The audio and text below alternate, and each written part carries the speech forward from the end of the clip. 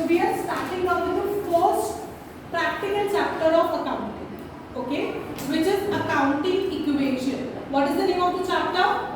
Accounting equation. तो कोई भी हम चैप्टर करेंगे सबसे पहले तो हमें ये समझना है कि वो है क्या है इस चैप्टर के अंदर में, और उसका हमें क्या फॉर्म करना होता है, कॉन्सेप्ट्स. बिना कॉन्सेप्ट फॉर्म करे अगर आप चैप्टर में डायरेक्टली प्लंज करेंगे, प्रोसीड करेंगे, तो आपको कभी भी समझ नहीं आएगा. तो बहुत इंपॉर्टेंट होता है अपने कॉन्सेप्ट क्लियर करना. So are you all ready? So let us understand the meaning of accounting equation. तो पहली चीज जो हमें पता होनी चाहिए कि अकाउंटिंग इक्वेशन होता क्या है. ये एक मैथमेटिकल इक्वेशन है. मैथमेटिकल इक्वेशन, अरे क्या बहुत बच्चों ने तो मैथ छोड़ दी थी, फिर पीछे पड़ गई मैथ्स. हाँ नहीं, मैथमेटिकल इक्वेशन मतलब फॉर्मूला बेस्ड है. एक फॉर्मूला है जिसको हम बार बार प्रूव कर रहे हैं. क्या मैथमेटिकल इक्वेशन है? ये क्या शो करती है? ये शो करती है कि किसी भी कंपनी के जो एसेट्स होते हैं, एसेट्स क्या होते हैं? एसेट्स का मतलब होता है all the resources which are owned by the organisation. जो बिजनेस है वो जितनी भी रिसोर्सेज को ओन करता है उसको हम क्या बोलते हैं? एसेट्स. ठीक है. तो ये इक्वेशन क्या बोलती है कि जो एसेट्स होते हैं किसी भी फर्म के, वो हमेशा किसके इक्वल होते हैं बेटा? They are always equal to capital and liability. Capital का मतलब क्या है? Amount invested by the owner to start a business. अब नव्या ने मोमो की दुकान खोली, ठीक है, तो मोमो की दुकान खोलने के लिए नव्या ने कुछ पैसा लगाया होगा, इनिशियल स्टार्टअप पैसा लगाया कि नहीं लगाया? तो वो जो अमाउंट नव्या ने लगाई अपने बिजनेस को स्टार्ट करने के लिए, उसको हम क्या बोलेंगे? कैपिटल. क्या बोलेंगे? कैपिटल. एंड लायबिलिटी का मतलब क्या होता है? जितना भी डेट या फिर ऑब्लिगेशन यानी उधार होता है बिजनेस का, उसको हम क्या बोलते हैं? लायबिलिटी. तो ये इक्वेशन क्या कहती है? ये इक्वेशन कहती है कि देखो एसेट्स जो है ना वो हमेशा लायबिलिटी और कैपिटल के इक्विवेलेंट है. कहने का मतलब ये है कि आप कोई भी एसेट अपनी बिजनेस में खरीद रहे हो, कोई भी चीज आप बिजनेस के लिए खरीद रहे हो, तो उसको या तो आप बॉरोड मनी यानी कि लायबिलिटी डेट में खरीदोगे, या फिर आप किससे खरीदोगे? ओनर्स इक्विटी यानी कि कैपिटल से खरीदोगे. इज दिस क्लियर है? या तो अपने पैसों से खरीदोगे या फिर उधार खरीदोगे. अब कोई भी बिजनेस होता है बेटा, उसमें कभी इतना पैसा हो ही नहीं सकता. उसके जो एसेट्स होते हैं वो कभी ज्यादा हो सकते हैं कि कैपिटल और लायबिलिटी से? नहीं हो सकते ना. जो भी मैंने सामान खरीदा, मैंने ये मार्कर भी खरीदा, तो ये मार्कर या तो मैंने अपने पैसे से खरीदा या मैंने उधार खरीदा था. तो ये क्या है? मार्कर मेरा एसेट है कि नहीं है? ये एसेट है कि नहीं है? ये एसेट है कि नहीं है? यस और नो? है कि नहीं है? तो ये मैंने कैसे खरीदा होगा? या मैंने अपने पैसे से खरीदा या फिर मैंने उधार खरीदा. तो एसेट हमेशा किसके इक्विवेलेंट होते हैं? Liability plus capital. Is this clear? यहां तक सबको क्लियर है कि नहीं है? क्लियर है कि नहीं है? आया कि नहीं आया? आगे बढ़े.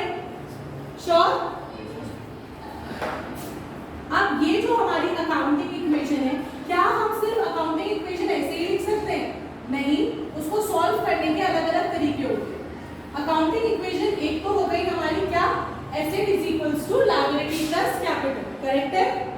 दूसरा तरीका हमारा अकाउंटिंग इक्वेशन लिखने का क्या होता है? Liability is equals to assets minus capital, या फिर कैपिटल. अब ये क्या हुआ? Liability is equals to asset minus capital. मैंने बोला कि मैंने क्या खरीदा? मैंने ये मार्कर खरीदा. क्या खरीदा? मार्कर खरीदा. अब मैंने कहा ये मार्कर की जो कीमत है वो कितने रुपीस है? 10 रुपीस है. कितने है?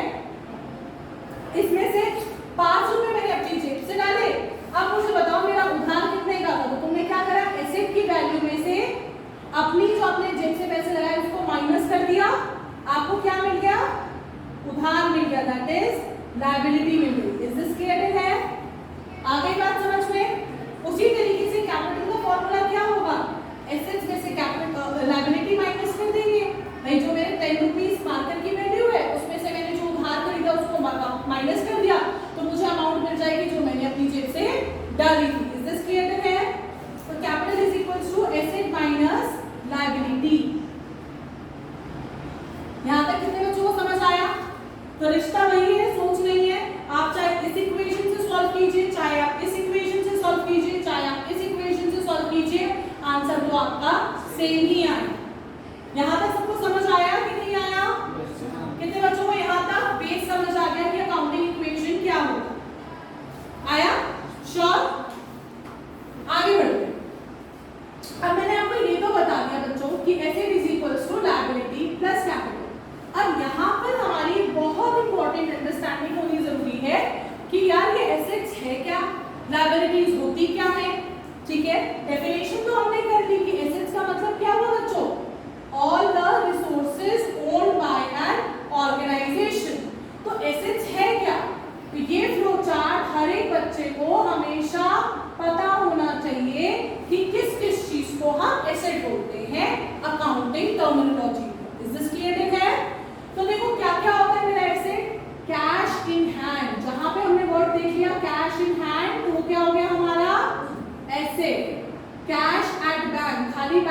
दिखाओ कि पैसा बैंक में पड़ा है वो मेरा एसेट है कि नहीं है? एसेट वो जो पैसा लेके आ रहा है, एसेट वो जो पैसा लेके आ रहा है लंबे समय के लिए। इज दिस क्लियर है? या वो जिसकी वजह से हम बार बार पैसा कमाएंगे। इज दिस क्लियर है? स्टॉक हमारा एसेट होता है। स्टॉक क्या होता है हमारा? एसेट। यानी कि जब मैं कोई चीज परचेज कर रही हूँ तो मेरा क्या आएगा? स्टॉक। क्या आएगा? वो क्या हो गया मेरी कंपनी का? एसेट हो गया। इज दिस क्लियर है? उसके बाद कंपनी की अभी लैंड है, बिल्डिंग है, ये क्या हो गया हमारा? एसेट हो गया। क्या हो गया? फर्नीचर क्या हो गया बच्चों? एसेट। प्लांट एंड मशीनरी, अब ये कोई पीपल का पेड़ नहीं है बेटा। प्लांट का मतलब होता है फैक्ट्री। प्लांट का मतलब क्या होता है? फैक्ट्री। तो प्लांट एंड मशीनरी ये क्या हो गया हमारा? एसेट हो गया। इज दिस क्लियर है? डेटर, डेटर कौन होता है? जिसने हमारा कर्जा देना है, देने वाला डेटर। देने वाला कौन है? डेटर। दे आया ना? डेटर, डी दे, पैसे दे। इज दिस क्लियर है? तो ये क्या हुआ? इसने हमको पैसे देने हैं तो ये क्या हुआ हमारा? एसेट हुआ। इज दिस क्लियर है? उसी के साथ साथ हमारी कोई भी इनकम जो अक्रूड है, अक्रूड इनकम, अक्रूड मतलब आउटस्टैंडिंग इनकम, पैसा आना है। उसके सिवा एक और आएगा हमारा बिल्स रिसीवेबल। क्या है हमारा? Bills receivable. ये सब क्या हो गए हमारे? एसेट्स। क्या हो गए हमारे? एसेट्स। अकाउंटिंग इक्वेशन के लिए हम एक बात याद रखेंगे। क्या याद रखेंगे? जब भी हमारे बिजनेस में एसेट आएगा यानी कि इन होगा, ठीक है, कोई भी हम एसेट खरीदेंगे तो हम हमेशा उसको क्या करेंगे? ऐड करेंगे। क्या करेंगे? ऐड करेंगे। अगर मान लीजिए हमारे हमने कुछ बेचा और हमारे पास कैश आया तो हम उसको कैश आया ना तो कैश के कॉलम में जाके क्या कर देंगे? उसको ऐड कर देंगे। अगर हमने गुड्स खरीदे तो गुड्स के कॉलम में जाके हम उसको क्या कर देंगे? ऐड कर देंगे। इज दिस क्लियर है? आगे बात समझ में कि नहीं आई? आया कि नहीं आया? पहले मेरे पास एक मार्कर था, एसेट था ना। अब मैंने एक और मार्कर खरीद लिया। अब मैंने एक और मार्कर खरीद लिया तो मेरे पास कितने मार्कर हो गए? 2 मार्कर हो गए। तो मेरे एसेट के कॉलम में मार्कर के नीचे 1 लिखेंगे कि 2? तो जब भी कोई एसेट आया बिजनेस में तो हम उसको क्या करेंगे? ऐड करेंगे। इज दिस क्लियर है? उसी तरीके से जब भी कोई एसेट आउट होगा, क्या होगा? आउट होगा तो हम क्या करेंगे? उसको लेस करेंगे। क्या करेंगे? लेस यानी माइनस करेंगे। इज दिस क्लियर है? मेरे पास 2 मार्कर्स थे, इन दोनों मार्कर में से एक मार्कर मैंने वंश को दे दिया, ठीक है। अब मेरे पास कितने मार्कर्स बच गए? 1। तो एक मार्कर चला गया कि नहीं चला गया? तो मार्कर के कॉलम में से मुझे -1 करना पड़ेगा कि नहीं करना पड़ेगा? करना पड़ेगा। तो एसेट जब आ रहा है तो हम क्या करेंगे? ऐड करेंगे और जब जा रहा है तो हम क्या करेंगे? लेस करेंगे। Is this clear to everyone? ये बात समझ आई कि नहीं आई? कितने बच्चों को ये बात क्लियर है? ये कॉन्सेप्ट क्लियर है? 100% पक्का बच्चे? नेक्स्ट कॉन्सेप्ट क्लियर करें हम लोग। नेक्स्ट होती है हमारी लायबिलिटी। कॉन्सेप्ट नंबर 2 हम क्या कर रहे हैं? लायबिलिटी। भाई साहब ये लायबिलिटी क्या है? लायबिलिटी का मतलब होता है debt and obligation of business. Debt का मतलब क्या होता है? उधार। ऑब्लिगेशन मतलब भाई वो पैसा जो देना ही है, वो क्या होगा? मेरी ऑब्लिगेशन। जैसे आउटस्टैंडिंग सैलरी। आउटस्टैंडिंग मतलब मैंने अपने एम्प्लॉइज की सैलरी दे दी थी, उसमें से कुछ अमाउंट ऑफ सैलरी मैंने पिछले महीने की नहीं दी। अगर मैंने वो पिछले महीने की नहीं दी तो वो मेरे लिए क्या हो गई? आउटस्टैंडिंग देनी ही देनी है ना मुझे, तो वो मेरा कर्जा थोड़ी ना, वो तो मेरी जिम्मेदारी है, ऑब्लिगेशन है। इज दिस क्लियर है? तो debt and obligation of business को हम क्या बोलते हैं? लायबिलिटीज। क्या क्या होती है हमारी लायबिलिटीज? लायबिलिटी हमेशा पैसा बिजनेस से लेके जाती है। इज दिस क्लियर है? आगे बात समझ में? जैसे लोन, मैंने लोन लिया तो लोन का पैसा वापस चुकाऊंगी कि नहीं चुकाऊंगी? चुकाना है ना इतना एक दिन मुझे पैसा, तो ये क्या हो गया? मेरी लायबिलिटी। Bank overdraft. क्या होता है बैंक ओवरड्राफ्ट? अगर आप एक बिजनेसमैन है तो आप जब बैंक में अकाउंट खुलवाएंगे तो अलग अलग तरीके के अकाउंट्स होते हैं, saving, current, recurring, fixed deposit. आप खुलवाते हैं करेंट अकाउंट। क्या खुलवाते हैं? Current account. क्यों? क्योंकि इसमें कितना पैसा बैंक में डिपॉजिट करते हो, कितना विड्रॉ करते हो, उसकी कोई लिमिट नहीं होती। इज दिस क्लियर है? और बिजनेस बैंक को तो लिमिट चाहिए नहीं, क्योंकि एक दिन में कितनी ट्रांजैक्शंस हो रही है, राइट? तो बैंक ओवरड्राफ्ट में क्या है, एक फैसिलिटी है जो करेंट अकाउंट होल्डर्स को बैंक प्रोवाइड करता है, जिसके अकॉर्डिंग जितना भी उनके बैंक में अमाउंट है उससे थोड़ा ज्यादा वो विड्रॉ कर सकते हैं। मेरे अकाउंट में 1 लाख रुपए थे, मुझे अर्जेंटली 1,15,000 की जरूरत थी, क्या मैं 1,15,000 रुपए विड्रॉ कर सकती हूँ अगर मैं करेंट अकाउंट होल्डर हूँ? हाँ, पर उस 15,000 पे मुझे बैंक को क्या प्रोवाइड करना पड़ेगा? इंटरेस्ट प्रोवाइड करना पड़ेगा। तो ये कह सकते हो ये इंस्टेंट लोन है जो कि मिलते हैं किसको? करेंट अकाउंट होल्डर्स को। इज दिस क्लियर है? अब तुम कहोगे कि मैम अगर वो पैसा लेके भाग गया तो देखो बैंक इतना बेवकूफ नहीं है, तो तुम्हारी रोज की ट्रांजैक्शन देखेगा, उसी के बेसिस पे वो आपकी क्रेडिट फैसिलिटी देता है। इज दिस क्लियर है? आगे बात समझ में आया कि नहीं आया? आया? तो क्योंकि ये भी एक तरीके का लोन है, पैसा वापस करना है, तो ये भी क्या हो गई मेरी लायबिलिटी। आ गई बात समझ में? उसके बाद अगर डेटर मेरा एसेट है तो क्रेडिटर, क्रेडिटर मतलब कर्जा देना है। क्या देना है? कर्जा देना है। अब मुझे पैसे वापस करने हैं, पैसा ले जाएगा ना क्रेडिटर। मैंने कोई चीज मात्र उधार में खरीदा था, अब मुझे ये मानकर मैंने जीवितेश से उधार में खरीदा था, अब जीवितेश को मुझे पैसे देने होंगे कि नहीं देने होंगे? कि जीवितेश को कहूंगा अरे यार बहुत पड़ा है तुझे, छोड़ यार, क्या मैं मानकर के भी पैसे लेगा क्या, या देने हैं मुझे एथिकली, तो मुझे देने चाहिए कि नहीं देने चाहिए? तो जीवितेश मेरा क्या हो गया? क्रेडिटर। जीवितेश क्या हो गया मेरा? क्रेडिटर। ये बात क्लियर है कि नहीं है? कितने बच्चों को ये बात क्लियर है? आ गया था समझ? उसके बाद अगर मेरा अक्रूड इनकम, आउटस्टैंडिंग इनकम जो है वो एसेट है, तो एडवांस इनकम क्या होगा मेरी? लायबिलिटी। क्या होगा? अब एडवांस इनकम लायबिलिटी कैसे है? क्योंकि पैसा आ गया तो मुझे सर्विस देनी पड़ेगी कि नहीं पड़ेगी? ये मेरी ऑब्लिगेशन है, ये मेरा डेट नहीं है, ये मेरी क्या है? ऑब्लिगेशन, जिम्मेदारी। इज दिस क्लियर है? आ गई बात समझ में कि नहीं आई? आउटस्टैंडिंग एक्सपेंसेस, ये क्या हो गए मेरे? कोई भी एक्सपेंस आउटस्टैंडिंग हो, चाहे सैलरी हो, वेजेस हो, ये सब क्या हो गई मेरी? लायबिलिटी। क्या हो गई बच्चों? लायबिलिटी। फिर बिल्स पेएबल, बिल्स पेएबल क्या होगा बच्चों? लायबिलिटी। आ गई बात समझ में सबको? आया कि नहीं आया? जब जब लायबिलिटी हमारे बिजनेस में आएगी, जब जब मैं उधार लाऊंगा तो मुझे उस कॉलम में जाके क्या कर देना है? ऐड कर देना है। क्या कर देना है? ऐड। जिस तरीके से एसेट जब आता है ऐड होता है, उसी तरीके से लायबिलिटी भी जब आती है वो क्या हो जाएगी? ऐड होगी। जैसे मैंने ये मार्कर है, ये मार्कर खरीदा उधार में, किससे खरीदा? अधर्व से उधार में खरीदा, तो अधर्व क्या हो गया मेरा? क्रेडिटर। मैंने पिछले महीने भी मात्र उधार में खरीदा था, आजकल तंगी चल रही है ना, बड़ा उधार चल रहा है, ठीक है? इज दिस क्लियर है?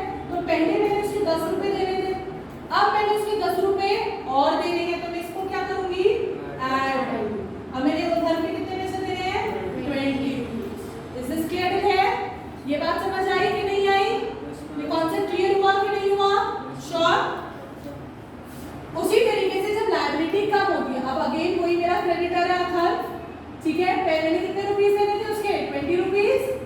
मैंने 15 रुपीस दे दिए, 15 रुपीस दे दिए। अब मुझे अथर्व के कितने पैसे देने बच्चों? 5 रुपीस। तो यानी कि जब भी मेरी लायबिलिटी कम होगी तो मैं उसको क्या करूंगी? माइनस। ये कॉन्सेप्ट कितने बच्चों को क्लियर है? अच्छे से क्लियर है कि नहीं है? आया कि नहीं आया? श्योर है आप? तो हमने ट्रांजैक्शन को देख के हमेशा क्या पहचानना है? एसेट है कि लायबिलिटी है? एसेट है तो एसेट के नीचे ऐड करेंगे, लायबिलिटी है तो लायबिलिटी के नीचे ऐड करेंगे। कोई भी हमारा ट्रांजैक्शन होता है उसके दो एस्पेक्ट होते हैं। जैसे मैंने सामान खरीदा, अगर मैंने कैश में खरीदा तो भाई मेरा एक एसेट बढ़ रहा है और एक एसेट कम हो रहा है, करेक्ट है कि नहीं है? उधार में खरीदा तो एसेट भी इंक्रीज हो रहा है और लायबिलिटी भी इंक्रीज हो रही है। इसको बोलते हैं ड्यूअल एस्पेक्ट प्रिंसिपल। कोई भी हम ट्रांजैक्शन करते हैं, अकाउंटिंग करते हैं, बिजनेस करते हैं, उसके हमेशा दो नेचर होते हैं, ड्यूअल एस्पेक्ट होता है। अगर कोई लेन है तो उसका इक्विवेलेंट देन भी होगा। इज दिस क्लियर है? ये बात समझ आई कि नहीं आई? आया कि नहीं आया? क्लियर है? अब थर्ड कॉन्सेप्ट हम करेंगे वो है हमारा कैपिटल। क्या करेंगे हम?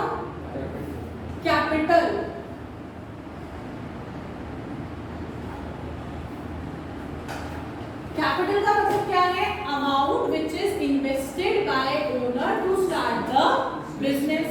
ठीक है, सिर्फ इतनी सी बात है। कैपिटल का मतलब और क्या होता है? इक्विटी।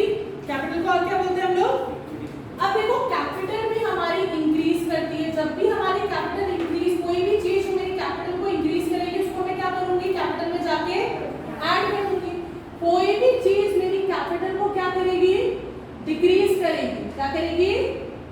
डिक्रीज करेगी। मैंने पैसा लगाया ना बिजनेस में, मैंने बिजनेस में पैसा लगाया 2 लाख रुपीस। कितना लगाया बच्चों? 2 लाख रुपीस। मुझे प्रॉफिट हुआ 50,000 का। अब जब मुझे प्रॉफिट हुआ तो मेरी कैपिटल को इंक्रीज कर रहा है कि नहीं कर रहा है? कर रहा है। तो हम प्रॉफिट को क्या करेंगे? ऐड कर देंगे। कर देंगे कि नहीं कर देंगे? है ना? उसी तरीके से अगर लॉस हुआ होता तो मेरी कैपिटल डिक्रीज हो जाती कि नहीं हो जाती? है ना? 2 लाख रुपए लगाए, लॉस में चला गया बिजनेस, 50,000 रुपए कम हो गए उल्टा जो लगाया था उसमें से। हो गया कि नहीं हो गया? हुआ।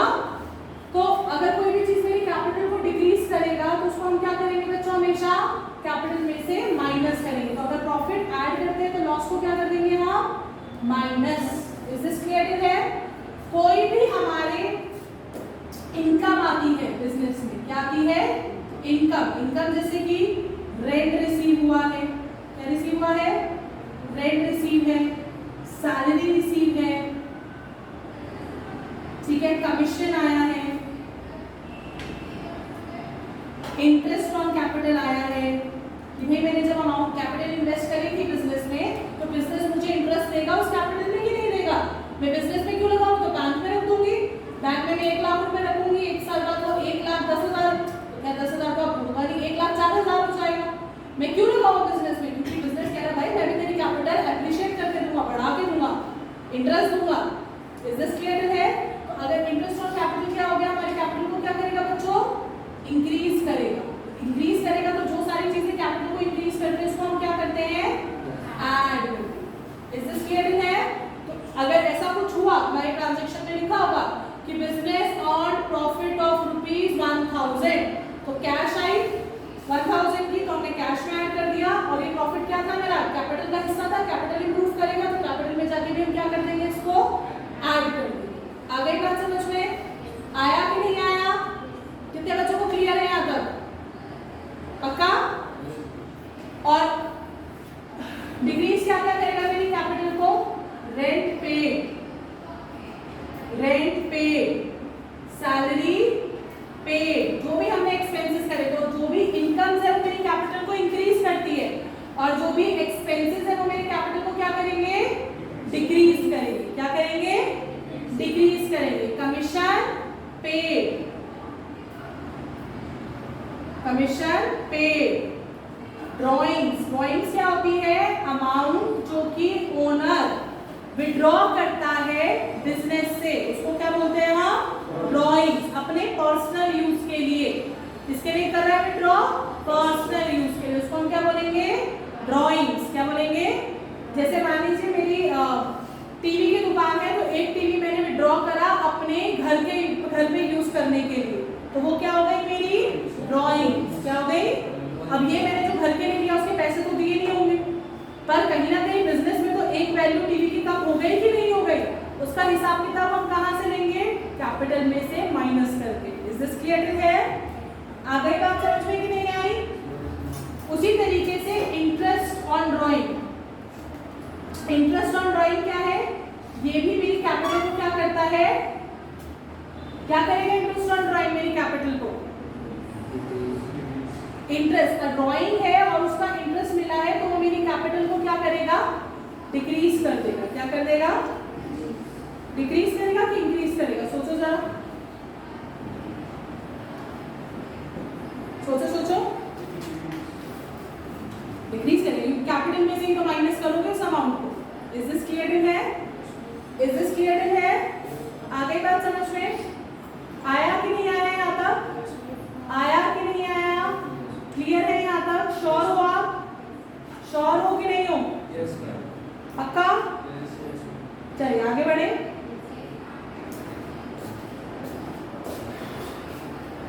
नेक्स्ट चीज होती है हमारी एक्सपेंसेस एंड रेवेन्यूज। क्या करना है हमने? Expenses and revenues.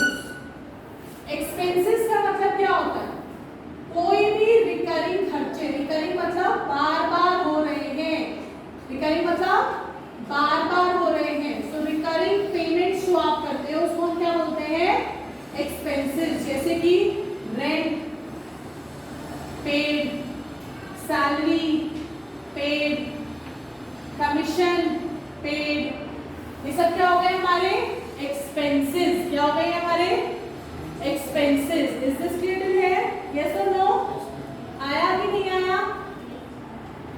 फिर है रेवेन्यू, रेवेन्यू का मतलब क्या है, रिकरिंग इनकम, जैसे कि सैलरी रिसीव, क्या सैलरी रिसीव, रेंट रिसीव, ये सब क्या हो गया हमारा रेवेन्यू। ये बात समझ आ गई कि नहीं आई, आ गई। एसेट और रेवेन्यू में क्या फर्क है, एसेट को बेचोगे तो एक बार पैसा आएगा और सैलरी क्या आती है, हर महीने आती है। इज दिस क्लियर है, आ गई बात समझ में कि नहीं आई, आया कि नहीं आया, कॉन्सेप्ट क्लियर है कि नहीं है। अगर ये क्लियर है तो आपको क्या पता होना चाहिए, CLEAR, ये क्लियर हमेशा क्लियर होना चाहिए। C for capital, L for liability, E for A for assets, R for जिसका क्लियर क्लियर है उसका सब क्लियर है। यहाँ तक समझ आया कि नहीं आया, कितने बच्चों को ये समझ आ गया, किसके कॉन्सेप्ट्स बन गए अच्छे से, पक्का। आगे बढ़े,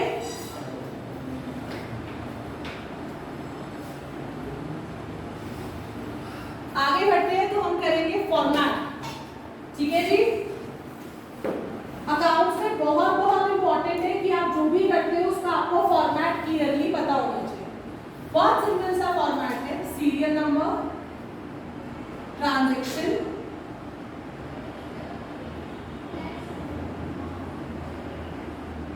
एसेट्स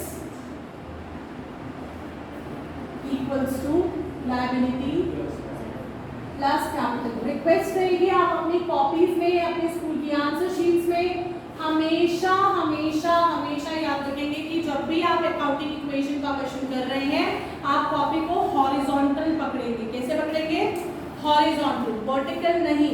ये फॉर्मेट कैसे बनेगा, हॉरिजॉन्टली, इससे आपके पास स्पेस ज्यादा हो जाती है तो आप अच्छे से कर सकते हैं। Is this clear. और हमेशा एक चीज याद रखेंगे, जब भी हम एसेट्स का कॉलम बनाएंगे पहले क्वेश्चन में रीड करेंगे कि कितनी ट्रांजैक्शंस दे रही है, उसके अकॉर्डिंग हम एसेट्स को अंडरलाइन करेंगे और पहले ही वो लाइंस बना के रखेंगे। बाद में बनाओगे तो फिर कुछ पिच हो जाएगी। इज दिस क्लियर है, आया कि नहीं आया। चलिए तो एक क्वेश्चन करें, रेडी है सब लोग। Okay, so here we have the question. यहाँ पे हमें क्वेश्चन क्या कहता है, prepare an accounting equation of the following. हमें कुछ ट्रांजैक्शंस दे रखे हैं, इनको क्या बोलते हैं हम, ट्रांजैक्शंस। क्या दे रखी है हमें, ट्रांजैक्शन। तो सबसे पहले हम इसका आंसर करने के लिए क्या लिखते हैं, हम बड़ा बड़ा लिखेंगे अकाउंटिंग इक्वेशन। ये लिखना जरूरी है जब भी आप अकाउंटिंग इक्वेशन का क्वेश्चन करेंगे। आपने लिखा अकाउंटिंग इक्वेशन, लिख लिया। अब हम लाइंस खींचेंगे अपनी, यहाँ लिखेंगे serial number, transactions,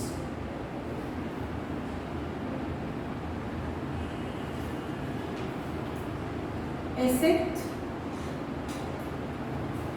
equals to liability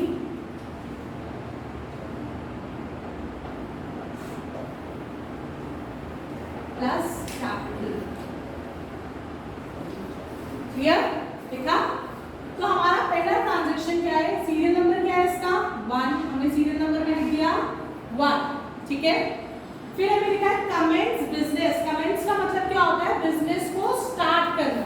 क्या करा है, स्टार्ट करा है। कैसे स्टार्ट करा है, कैश में करा है। कैश क्या होता है बच्चों मेरा, एसेट। क्या होता है कैश मेरा, एसेट, ठीक है। तो हमारा ट्रांजैक्शन क्या बनेगा यहाँ पर, कमेंस बिजनेस। ट्रांजैक्शन क्या है हमारा, कमेंस बिजनेस विद कैश। ये बन गया हमारा ट्रांजैक्शन, बना। क्लियर है यहाँ तक। अब कैश क्या है मेरा, एसेट। क्या है मेरा, ये देखो दो तरीके हो गए, या तो हम सीधा यहाँ पर एसेट में प्लस माइनस करते हैं, ठीक है, ऑलराइट, या फिर हम अलग अलग कॉलम्स बनाते, ठीक है, हम अलग अलग कॉलम्स बनाते। ठीक है जी, ऑलराइट। कितने की कैश आएगी बच्चों बिजनेस में?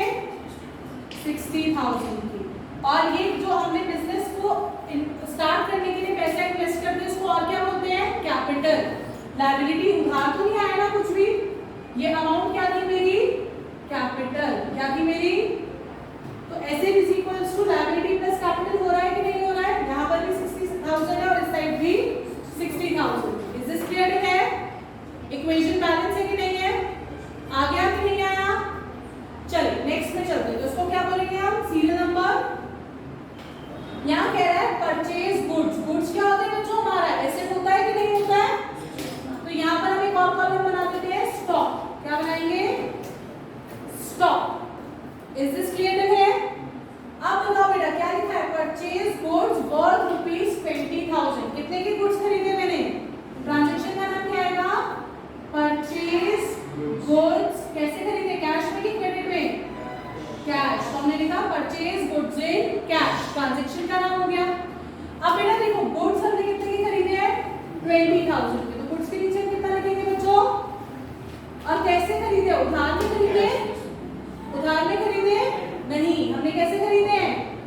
कैश में खरीदे। तो जब भी हमारी कैश यानी कि मैंने जब गुड्स खरीदे तो कैश गई, जब ऐसे जाता है तो उसको क्या कर देते हैं? माइनस। तो कैश में से माइनस कर देंगे 20,000 रुपीस। कर देंगे कि नहीं कर देंगे?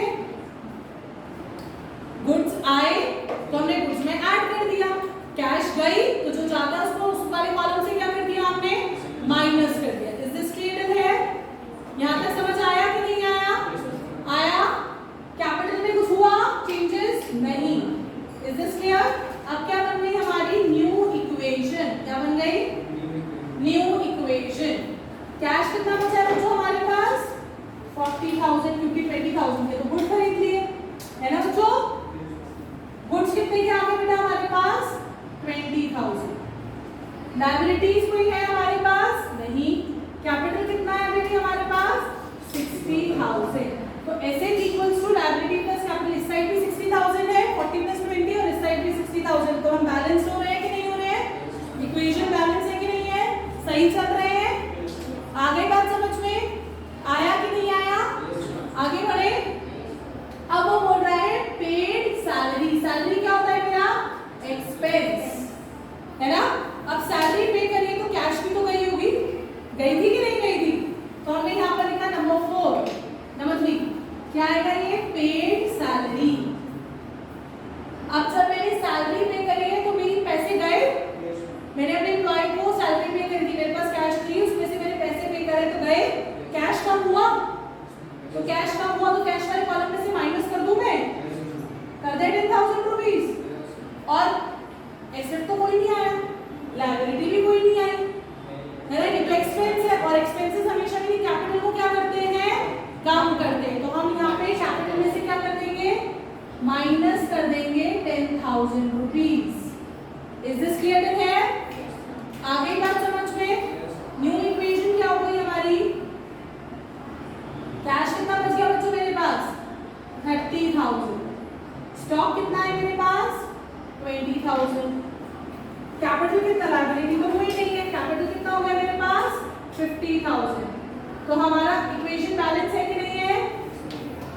है कि नहीं है बच्चों? इस साइड में 50,000, उधर भी 50,000। सही चल रहा है क्वेश्चन? आ रहा है सबको समझ में? अब आते हैं फोर्थ पे। हमने यहाँ लिखा फोर्थ। क्या कह रहा है? सेल करें गुड्स को। सेल करें गुड्स को तो यानी कि गुड्स क्या हो गए? कम हुए होंगे। कितने गुड्स कम हुए? उसने कहा गुड्स की वैल्यू थी 10,000। तो मैंने कहा ठीक है जी, गुड्स में से 10,000 माइनस कर दो। क्यों कर दो? क्योंकि भैया ये तो सेल हो गए, सोल्ड गुड्स।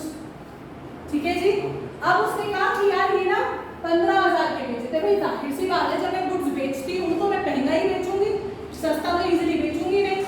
करेक्ट है? तो हमने कहा 10,000 रुपए के गुड्स जो थे वो चले गए। तो मैंने 10,000 का माइनस कर दिया। पर उस 10,000 के गुड्स बेच के मुझे कितना पैसा आया? 15,000। तो 15,000 कैश में हमने जाके क्या करा? ऐड करा।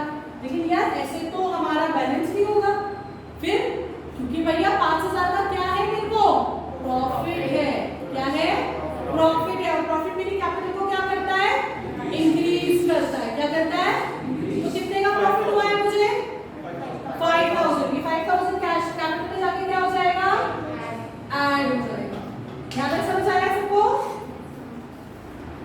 तो क्या बन गई हमारी न्यू इक्वेशन? अब कैश कितना हो गया मेरे पास 45,000, गुड्स कितने के रह गए मेरे पास 10,000 के, लायबिलिटी में कोई चेंज नहीं आया, कैपिटल कितनी हो गई मेरे पास 55,000। तो यहाँ पर भी 55,000, इस साइड में 45 प्लस 55,000, इधर भी 55,000 है। तो क्या मेरा इक्वेशन बैलेंस हो रखा है कि नहीं हो रखा है?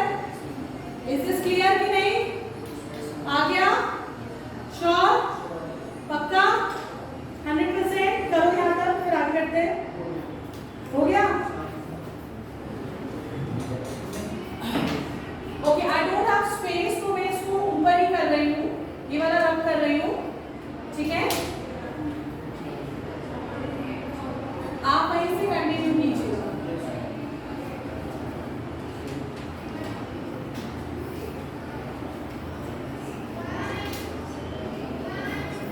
ऑलराइट, द लास्ट इक्वेशन क्या थी हमारी? न्यू इक्वेशन क्या थी बेटा हमारी?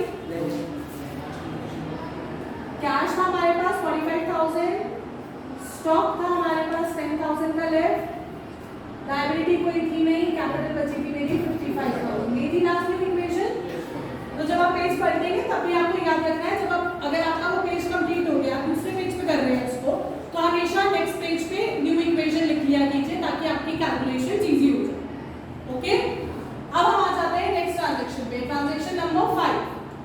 ये क्या कहती है? Purchase goods. इस बार भी हमने गुड्स परचेज करे, कितने की करे बेटा?